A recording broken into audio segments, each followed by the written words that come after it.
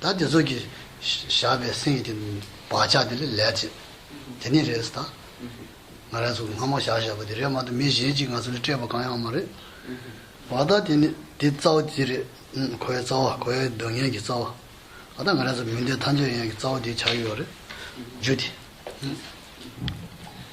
Et en fait, ce qui constitue l'origine de la souffrance, ou d'autres termes, l'origine de notre errance dans le cycle des existences, ce sont donc les facteurs perturbateurs de l'esprit et le karma. Ce qui est comme le facteur perturbateur comme dominant, c'est l'ignorance. Et donc, sous l'emprise de l'ignorance, se développent de nombreux autres facteurs perturbateurs, tels que le désir-attachement, l'aversion, la haine, la jalousie, l'orgueil, l'avarice, etc. Et sous l'emprise de ces divers facteurs perturbateurs, nous accumulons des karmas, c'est-à-dire donc des actes qui imprègnent en fait notre courant de conscience, et donc tous ces facteurs perturbateurs de l'esprit, ainsi que les imprégnations laissées sur notre conscience par la force de nos actes accomplis sous l'emprise de ces facteurs perturbateurs, cela constitue donc l'origine, ou en d'autres termes, les causes de toutes nos souffrances dans le cycle des existences, les causes de notre existence, en quelque sorte, de notre asservissement au cycle des existences.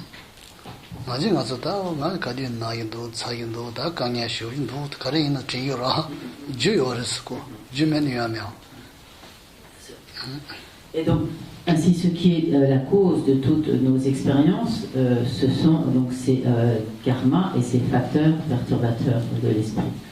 Et il n'y a pas, en dehors de ces causes que nous avons nous-mêmes accumulées, de causes d'agents extérieurs qui seraient à l'origine de toutes nos expériences et de notre asservissement au cycle des existences. De manière générale, si par exemple nous sommes malades, nous avons des problèmes, etc., très souvent, nous ne pensons pas à ce qui en est véritablement la cause, ce qui en est la cause profonde, mais en réalité, toutes nos expériences sont des résultats, et étant des résultats, elles ont une cause, et cette cause, en fait, la cause principale a été accumulée par nous-mêmes.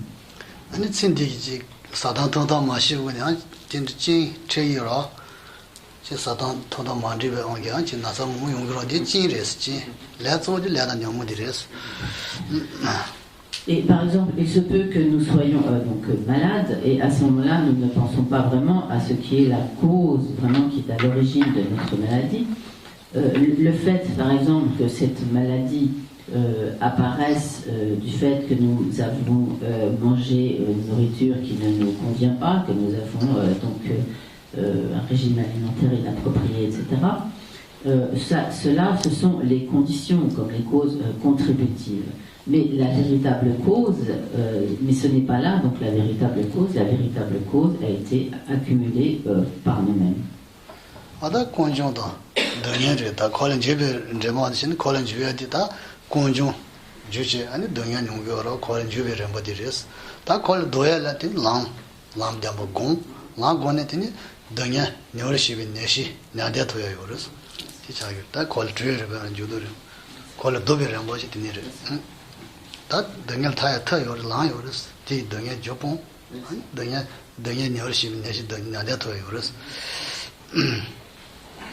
Et donc ainsi ces causes de notre maladie, par exemple, ont été accumulées par nous-mêmes par des karmas avec lesquels qui ont imprégné donc notre conscience.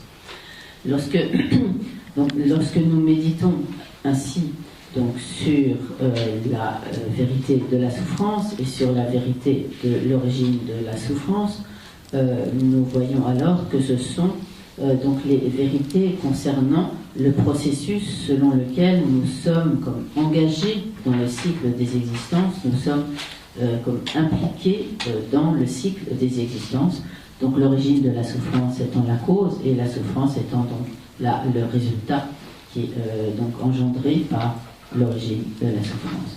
Mais il est possible donc de se libérer du cycle des existences, et donc d'éliminer la souffrance en éliminant sa cause.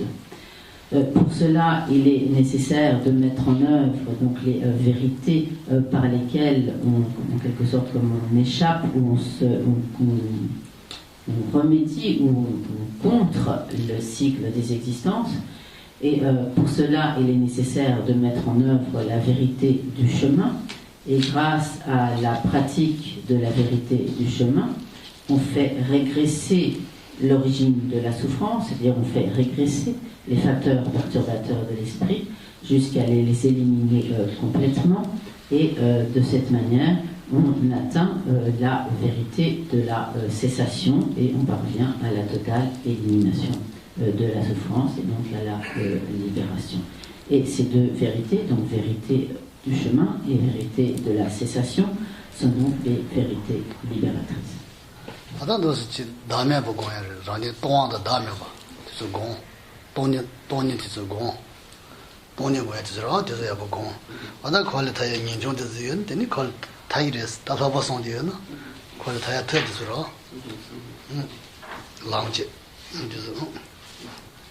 Et donc pour pouvoir atteindre cette totale libération du cycle des existences, il est nécessaire de s'appliquer à la pratique des trois entraînements. Parmi ces trois entraînements, donc la base est constituée par l'entraînement à l'éthique, et il conviendra donc également la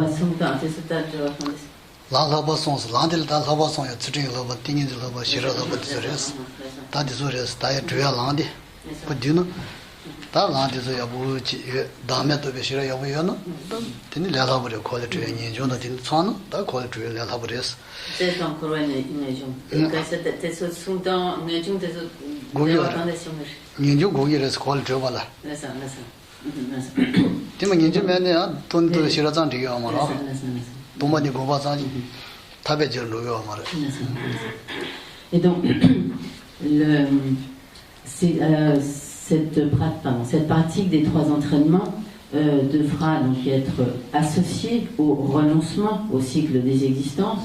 Et donc si, en étant motivé par ce renoncement au cycle des existences, on s'applique donc à l'entraînement à l'éthique, à l'entraînement à la concentration et à l'entraînement à la sagesse, alors on pourra effectivement obtenir la libération du cycle des existences. Donc en effet, pour cela, il est indispensable de parvenir à la sagesse qui réalise donc le non-soi, qui réalise la vacuité. Et si cette sagesse qui réalise la vacuité est ainsi donc associée au renoncement, à une juste éthique et à la concentration, elle permettra donc effectivement d'obtenir la libération du cycle des existences.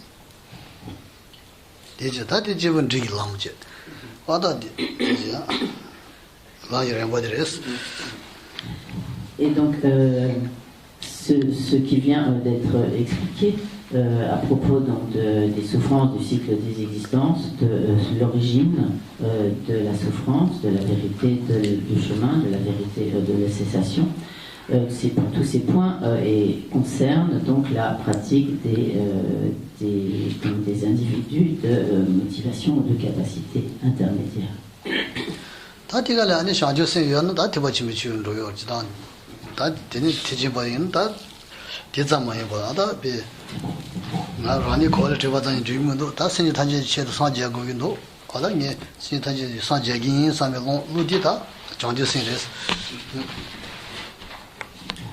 Donc, lorsqu'on a vraiment développé l'esprit d'éveil, à ce moment-là, on entre sur la voie des pratiquants supérieurs.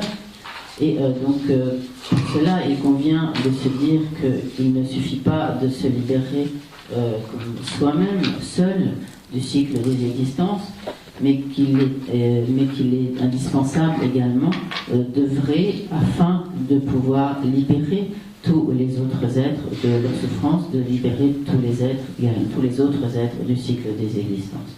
Avec cette motivation, on se rendra compte que c'est seulement si l'on obtient soi-même l'état de Bouddha que l'on pourra ainsi conduire tous les êtres à ce même état, les libérer de leur souffrance, leur procurer le bonheur.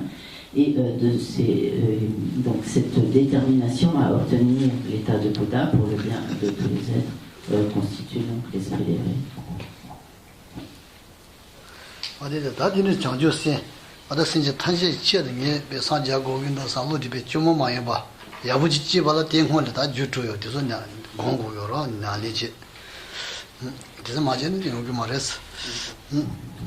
Mais donc, pour pouvoir vraiment faire apparaître en soi l'esprit d'éveil d'une manière vraiment spontanée, qui soit non artificielle, il est indispensable de méditer sur ce qui constitue les 6 causes de cet esprit d'éveil.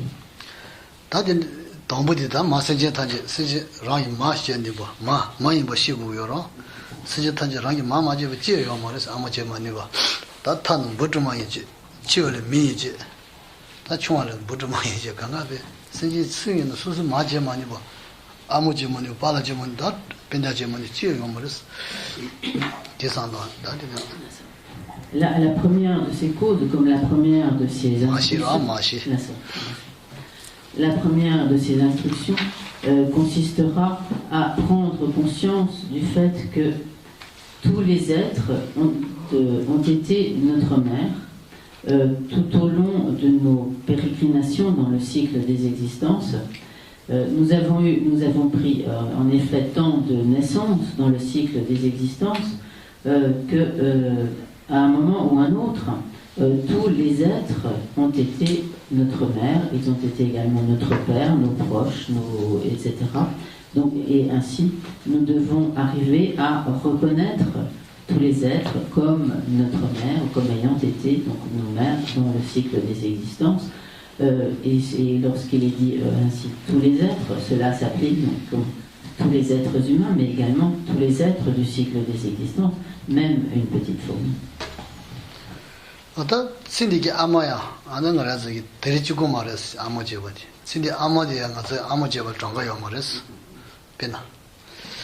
Et donc, même notre mère de cette vie, et donc notre mère du présent, mais cette même mère a été notre mère un très grand nombre de fois tout au long de nos existences passées. Donc, lorsque nous envisageons cela, c'est quelque chose d'assez incroyable. Et cela nous amène à voir les choses de manière extrêmement vaste.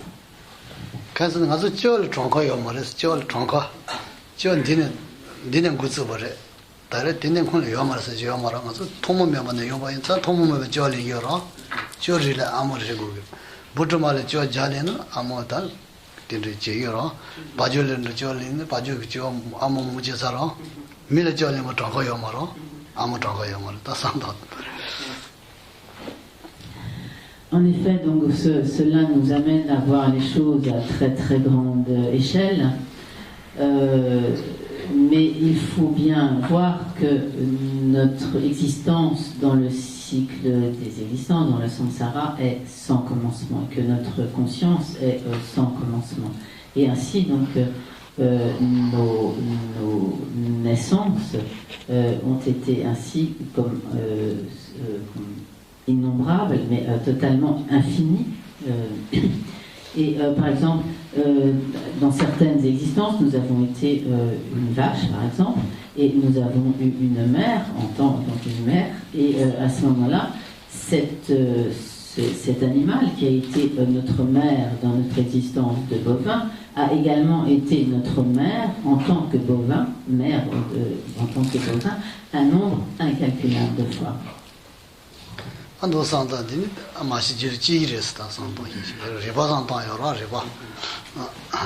Donc si nous réfléchissons sur ce point de cette manière, nous arriverons vraiment à faire apparaître en nous cette prise de conscience du fait que tous les êtres ont été notre mère, mais il faut vraiment envisager les choses à très grande échelle.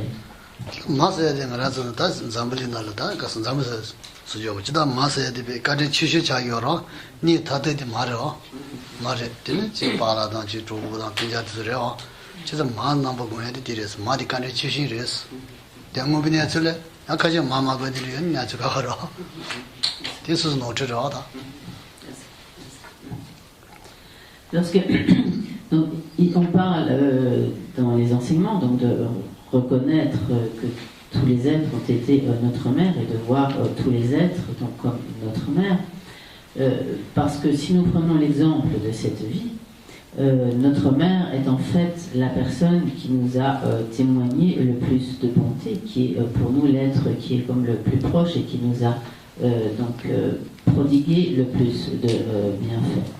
Et c'est sur la base donc, de cette relation toute particulière que l'on envisage ainsi, donc là, que l'on considère, que l'on voit ainsi donc tous les êtres comme ayant été notre mère. Bien souvent, donc surtout en Occident, on n'a pas tendance à reconnaître la bonté de sa mère, qui est pourtant dans la très très très grande majorité des cas une réalité, et si l'on ne la reconnaît pas, c'est vraiment une erreur de notre part.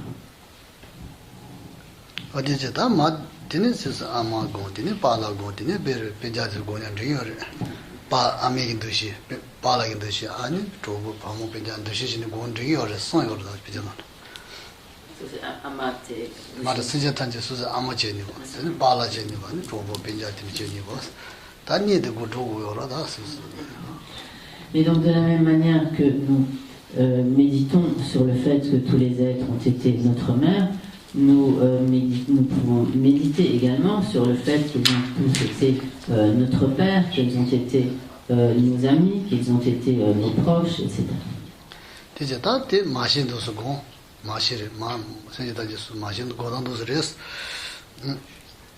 Donc, telle est donc la manière de méditer donc, sur le fait que tous les êtres ont été notre mère et de voir tous les êtres comme notre mère.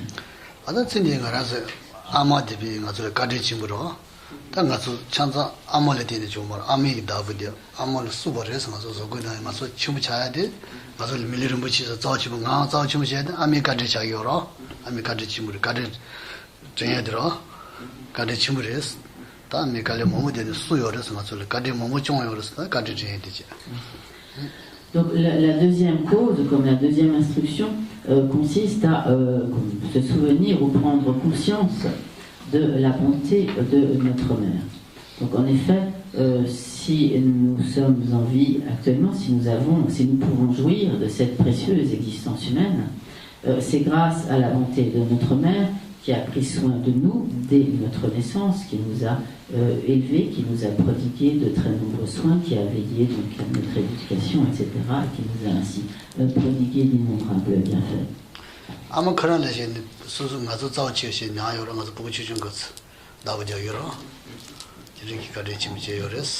Donc en effet, notre mère a pris soin de nous depuis notre naissance, et en fait, la mère prend soin de son enfant comme le bien qui lui est le plus précieux, comme ce qu'elle a de plus précieux. Oui, n'est-ce pas? On est là, fameux tinci, tauchi mushibu yor, niji chimuchi yor, ta dije, dine, ta trinze, pas trinze yadiro, ta fameux ngazule kadi chimuchi ta che yor, ta nyebe, pas trinze, c'est où ils nous sont retirés, trinze. Donc lorsque nous prenons ainsi conscience de la bonté que de notre mère, et donc de tous les êtres nous ont témoigné en tant que notre mère, et également donc, de la bonté de notre père, etc. Donc nous développerons en nous la volonté de leur retourner tous ces bienfaits, de leur témoigner notre gratitude en leur retournant dans tous ces bienfaits.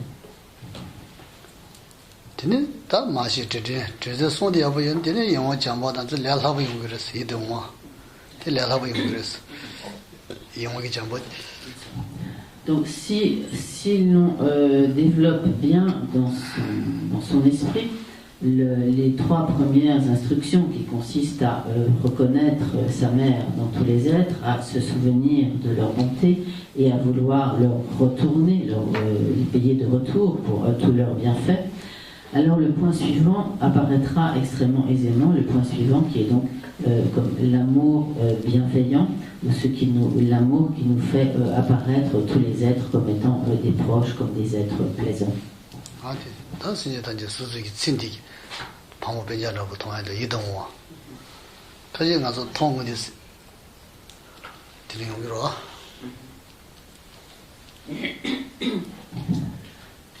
Donc en effet, par ces trois premières instructions, nous arriverons à développer cet amour bienveillant qui est illustré donc, par exemple par la relation que nous avons avec certaines personnes proches dans cette vie, qui, comme nos amis, nos frères et sœurs, les personnes que nous aimons, et qui, dès que nous les voyons, suscitent en nous de la sympathie, de l'affection, etc., pour lesquels nous éprouvons donc des sentiments de très grande proximité.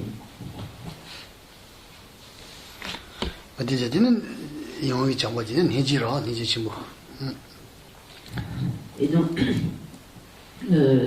sur la base de cet amour bienveillant envers tous les êtres, nous développerons l'instruction suivante qui est la grande compassion.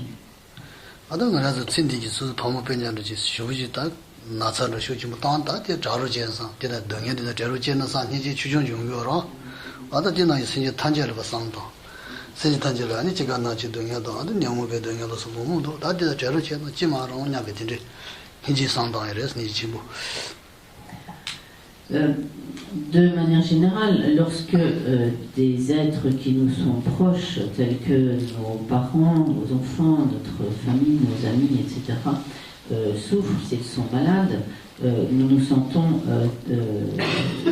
très concernés donc, par leur souffrance et souhaitons ardemment qu'ils puissent, s'ils sont malades, qu'ils puissent guérir de la maladie ou qu'ils puissent être libérés de leur souffrance. Donc, mais cette compassion est certes de la compassion, mais elle est alors comme partiale ou comme restreinte à quelques individus. Mais nous devons en fait comme étendre cette compassion à l'ensemble de tous les êtres en pensant à la condition de souffrance de tous ces êtres, en pensant donc qu'ils sont soumis à toutes les souffrances du cycle des existences, qu'ils sont également totalement prisonniers des facteurs perturbateurs de l'esprit, prisonniers des karmas qu'ils accumulent sous l'emprise de ces facteurs perturbateurs, et étant ainsi conscients de toutes les souffrances de tous les êtres, nous développerons alors la grande compassion qui ne fait comme aucune discrimination entre les êtres.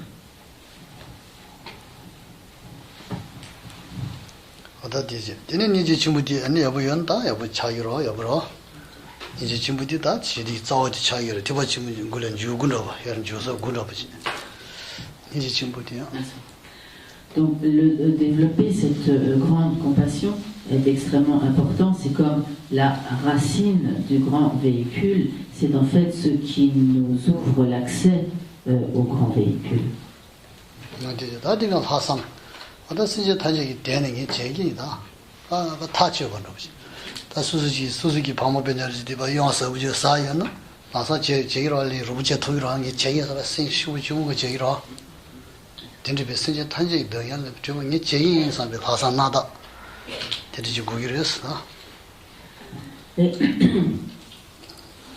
Et lorsque nous avons développé donc, cette grande compassion, où nous souhaitons avec une ardeur intense que les êtres soient libérés de leur souffrance, nous allons ensuite être personnellement déterminés à agir nous-mêmes pour libérer ces êtres de leur souffrance.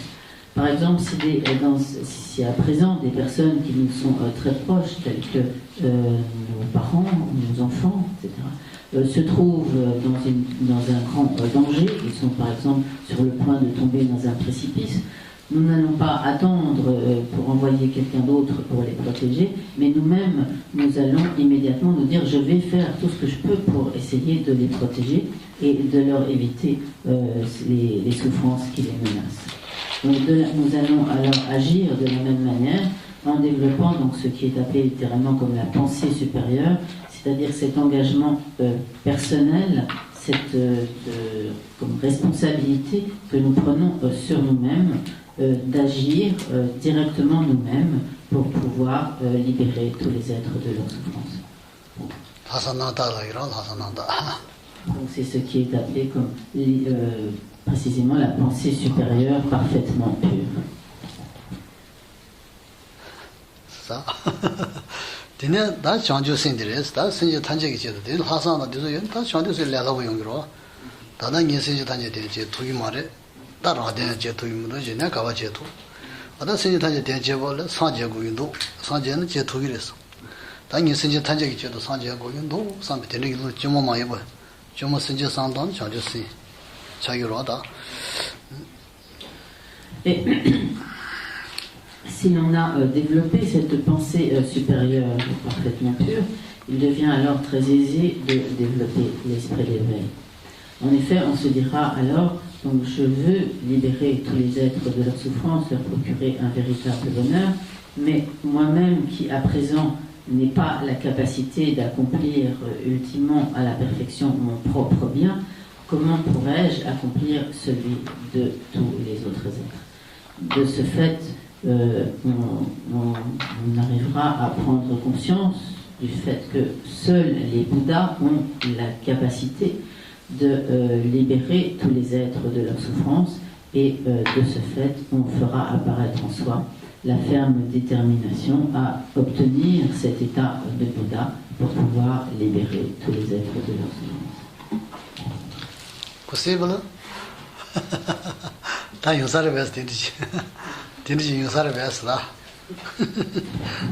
Est-ce que vous pensez que c'est possible? Comment? C'est ça. C'est mon beau. T'as dit que j'ai dit que tu as c'est une yoga. Ma j'ai dit on m'a dit yoga. Sans j'ai la tabouris. N'allez pas dire na. N'allez pas dire sans j'ai la tabouris. Michel, en fait, si l'on s'applique bien à la pratique, c'est facile d'obtenir l'état de Bouddha. Oui, oui. C'est pas travailler pas possible. C'est travailler possible. Bouddha cherche me dit possible, non possible. Pourquoi pas? Sans j'ai trop comme on a tout non, ils sans j'ai le cause j'ai on a j'ai pas touché le ça. Il y a de très nombreux Bouddhas, il y a eu par le passé de très nombreux Bouddhas qui au départ étaient des êtres ordinaires comme nous et qui finalement ont obtenu l'état de Bouddha. Donc s'ils ont pu obtenir l'état de Bouddha, il n'y a pas de raison que nous-mêmes nous ne puissions pas faire la même chose.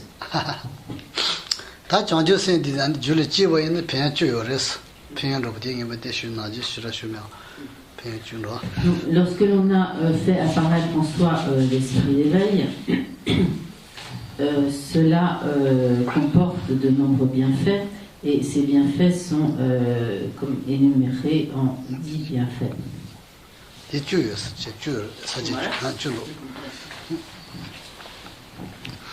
Teaching Jugu Sinja Kono Dambas, that teaching Tiba Chimbo, Chichu Sikaja Yomada, Shandu Sindi Yanako, Tiba Chimbo Tetsuira, Shandu Samba Regire, Tiba Chimbo Regire, Shandu Sinduyana, Konjogun of Tiris, Chija. Donc le premier de ces bienfaits est que lorsque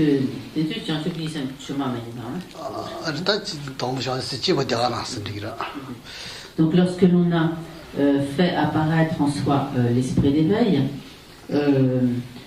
on devient donc un bodhisattva et et donc on est entré sur la voie du grand véhicule Et donc on devient littéralement comme un mahayaniste, donc un pratiquant du grand véhicule.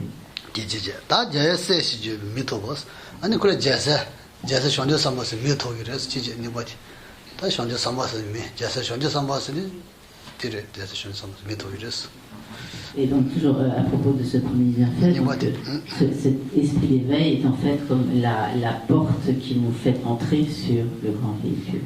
Donc le deuxième bienfait, c'est que on obtient littéralement donc le nom de fils de victorieux, c'est-à-dire donc fils de victorieux, c'est une autre appellation pour les bodhisattvas, en ce sens que l'on devient comme un fils de Bouddha.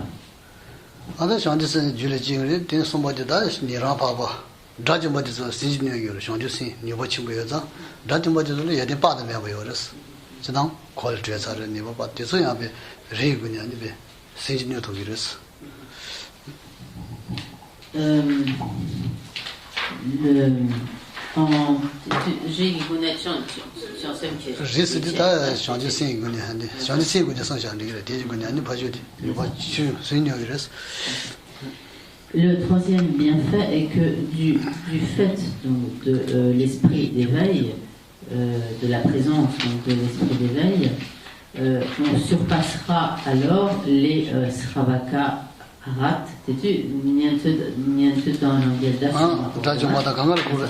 on surpassera les Sravaka Arat et les Pratyaka Bouddha. Pourtant, donc ces arats donc, du petit véhicule sont des êtres qui ont développé de très très nombreuses qualités. Néanmoins, par la seule force du développement de la présence donc, de l'esprit d'éveil et par la force des qualités de l'esprit d'éveil, on surpassera ces Sravaka et ces Pratyaka.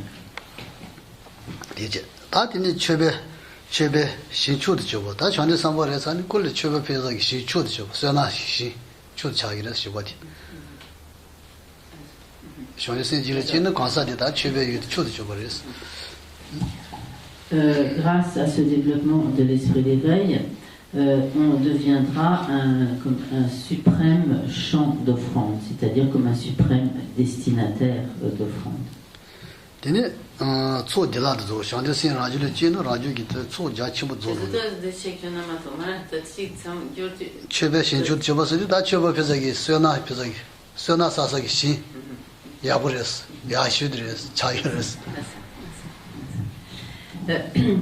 En effet, donc, Choba Pinayan, c'est un sagiré.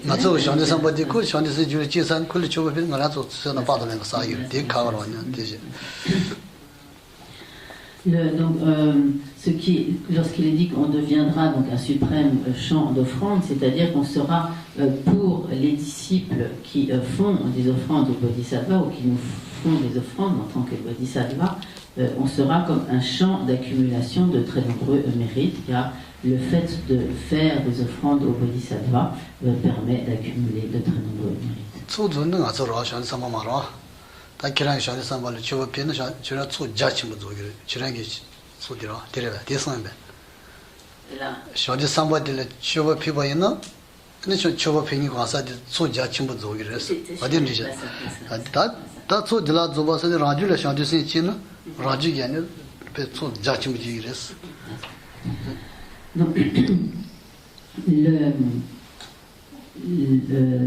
Donc, grâce au développement de l'esprit d'éveil, on accomplira très aisément les accumulations. En effet, donc, sur la base de l'esprit d'éveil, toutes les pratiques effectuées pour s'appliquer aux diverses accumulations prendront beaucoup de puissance, beaucoup d'efficacité, et donc on pourra procéder ainsi très aisément aux accumulations.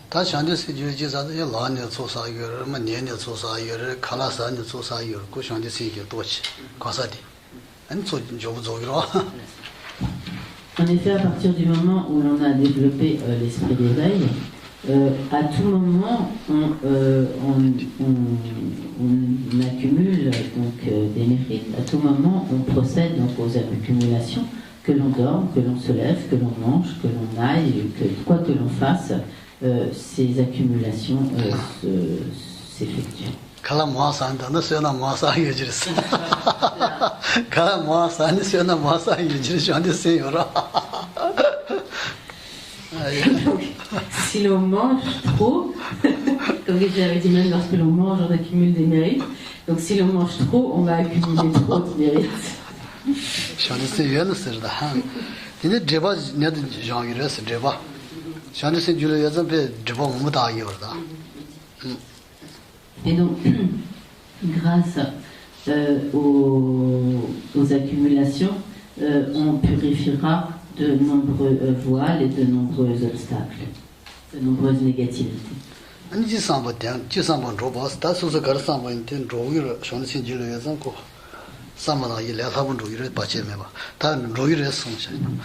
Et également, grâce au développement de l'esprit d'éveil, on pourra accomplir aisément tous ces desseins.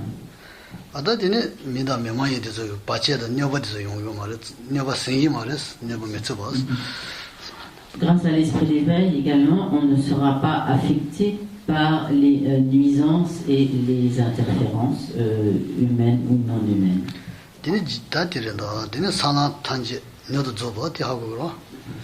Et également, grâce à l'esprit d'éveil, on accomplira rapidement et comme toutes les terres et les chemins.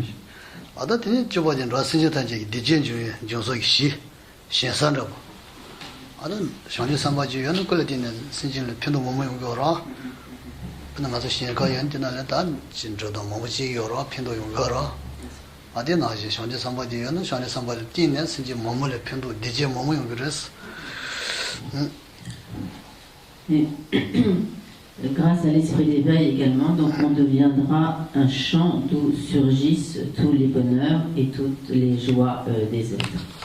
Donc en effet, lorsque l'on dispose par exemple d'un champ fertile, lorsque l'on ensemence ce champ fertile, on peut obtenir donc une bonne récolte.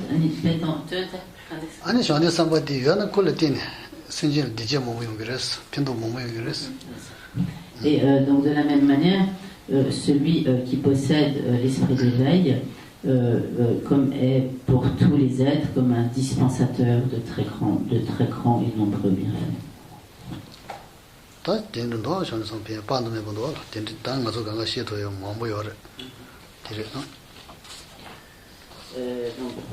Il y a ainsi donc de très très nombreux bienfaits qui découlent du développement de l'esprit d'éveil, mais nous ne pouvons pas les détailler à présent.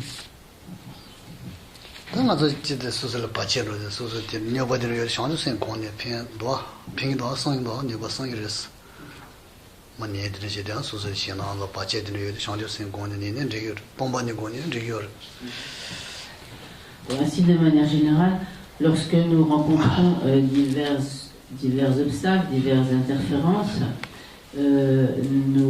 par la méditation sur l'esprit d'éveil, le développement de l'esprit d'éveil, mais également par la méditation sur la vacuité, nous pourrons dissiper ces obstacles.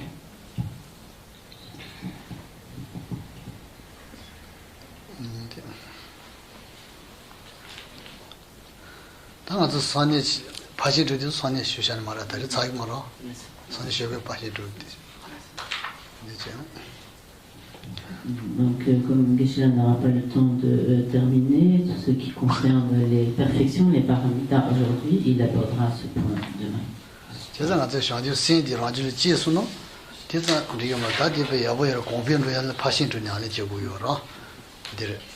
Et donc, en bref, lorsque l'on aura développé en soi l'esprit d'éveil, il ne suffira pas de s'arrêter là, mais il faudra comme faire progresser cet esprit d'éveil et le faire croître donc par la pratique des 6 perfections, des 6 paramitas.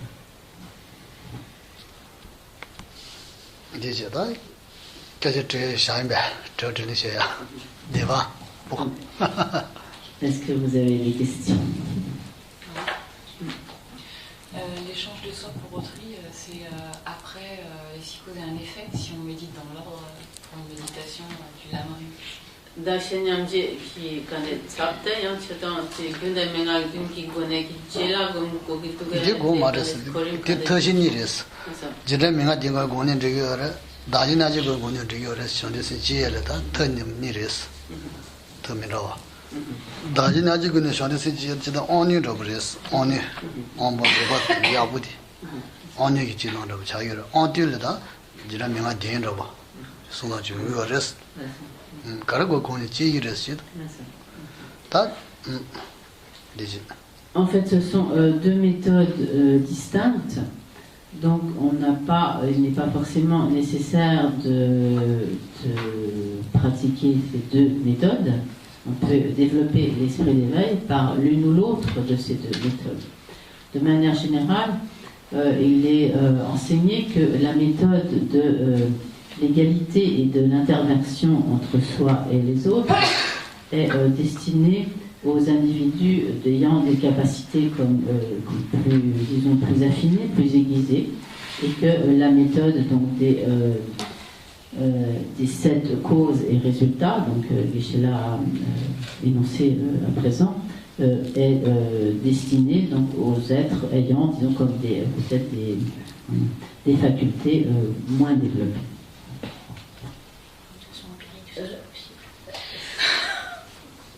En fait, dans le...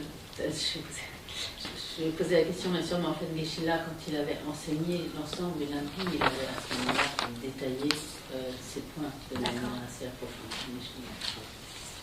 Voilà. Maché dans Chiden, c'est à des autres. Dans la dose, Geshe, dose Gebo, soumise. J'aime la sutta, non, de la dose Kawolte, quand les gens sont déjà des sutta, ça dans la dose Kawoles. 마시 지카고 싫어요라서 마시 지돈 되네 저전 라가고 용그래 대 주서 되네 영어 좀 라가고 마시리 깔라고 싫어요라서 동부 지야. Donc effectivement, le premier de ces 7 points, la première de cette instruction qui consiste à reconnaître sa mère dans tous les êtres est extrêmement difficile. Et à partir du moment où l'on a vraiment compris ce premier point, alors les autres points sont beaucoup plus faciles à réaliser parce que ça devient beaucoup plus facile de prendre conscience de leur bonté, de vouloir retourner leur bonté. Donc c'est normal, disons que ce premier point est effectivement très difficile à réaliser. 다들 수수기 절 상도 절 투모메 보여서 될 이치연의 정함을 정함을 수 정함을 장고메 보여서 절을 아마 버리고 여러 다들 상도 안도 상도는 되는 맛이 제일. Donc pour cela, il faut vraiment penser à l'infinité de nos naissances passées. Donc il faut arriver déjà à une très claire conviction de l'existence des naissances passées, évidemment. Et ensuite vraiment arriver à envisager, à prendre conscience de l'infinité de toutes nos naissances passées, et en pensant qu'à chacune de ces naissances, nous avons une mère, et que nous avons eu dans le passé tant de naissances, donc arriver à concevoir cette infinité de nos naissances dans le passé, et dans toutes les conditions d'existence, du cycle de l'existence, enfin dans de nombreuses conditions d'existence du cycle de l'existence, où nous avons eu donc un nombre finalement de mères totalement infini, de sorte que tous les êtres ont été notre mère. Donc il faut effectivement arriver à faire ces réflexions à très très grande échelle, et penser vraiment à l'infinité de nos naissances.